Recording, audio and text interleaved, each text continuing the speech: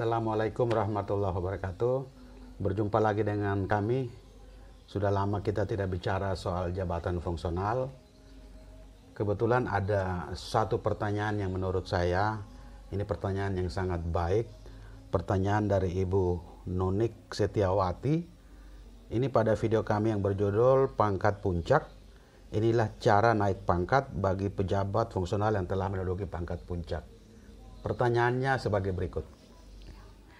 Pak, saya izin bertanya, jabatan saya pelaksana pangkat puncak 3D dan sudah memiliki sertifikat kompetensi JFT atau jabatan fungsional tertentu dan sudah murni melaksanakan tugas fungsional.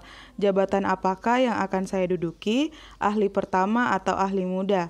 Apakah saya dapat angka kredit skor konvensional, konversi atau integrasi? Berapakah angka kredit yang saya dapat? Jabatan fungsional yang saya tuju adalah sebagai penerah. Terima kasih. Terima kasih ya Bu Nonik Setiawati. Ini pertanyaan yang sangat baik. Apabila Ibu Nonik sebagai jabatan fungsional tertentu, berarti Ibu Nonik tidak melalui sebuah proses penyetaraan jabatan, tapi mungkin Ibu Nonik melalui proses yang lain ya.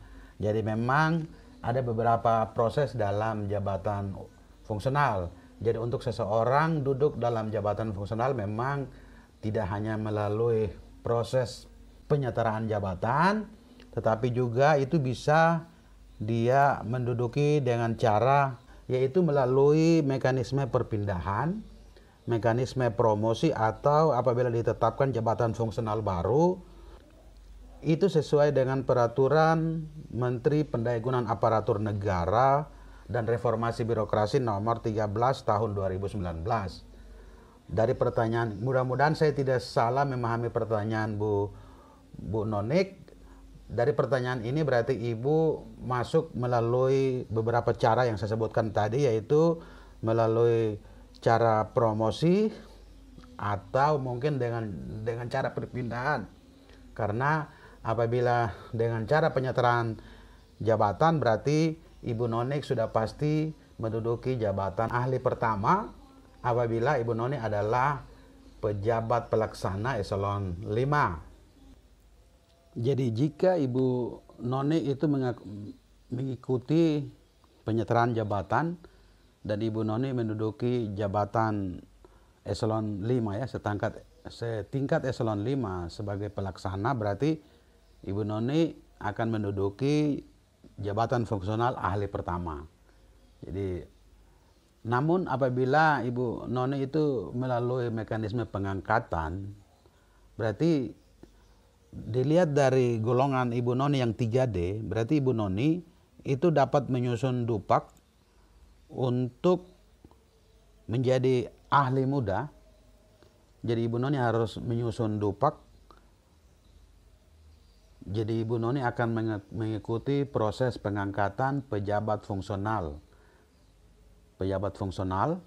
Sehingga hal-hal yang perlu Ibu Noni siapkan yaitu berijazah minimal S1 gitu, terus lulus kompetensi sesuai dengan pertanyaan Ibu Noni. Ibu Noni sudah lulus kompetensi, terus Ibu Noni punya prestasi kerja yang bernilai baik selama 1 tahun terakhir.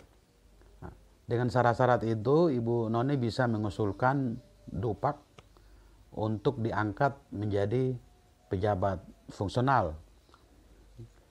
Namun apabila pertanyaan Ibu Noni bahwa Ibu Noni sudah menjalankan tugas sebagai pejabat fungsional, jadi Ibu Noni apabila Ibu Noni sudah menduduki jabatan fungsional ahli pertama, berarti Ibu Noni harus mengikuti prosedur penyusunan untuk mengumpulkan angka kredit agar bisa naik menjadi ahli muda.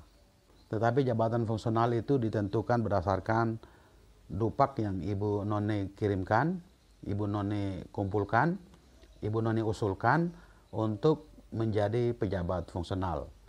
Jadi harapannya adalah dengan kepangkatan 3D Ibu Noni bisa menjadi ahli muda.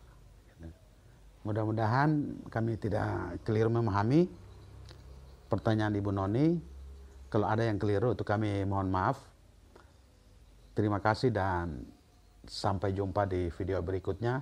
Assalamualaikum warahmatullahi wabarakatuh.